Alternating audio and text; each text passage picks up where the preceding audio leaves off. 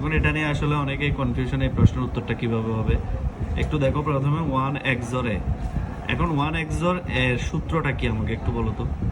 আগে বলো XOR B এর সূত্র কি।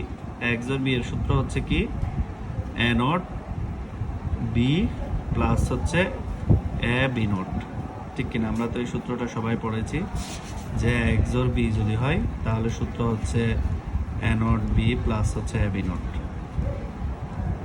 ঠিক সেম এখানে হচ্ছে 1 XOR A হলে 1 not A plus A 1 A not, তাহলে 1 নট মানে 0, 0 dot A plus 1 A not মানে একই কথা, এখানে A নট লেখা যাবে যেহেতু 1 দিয়ে গুণ করলে তো যা আসে তাই হবে।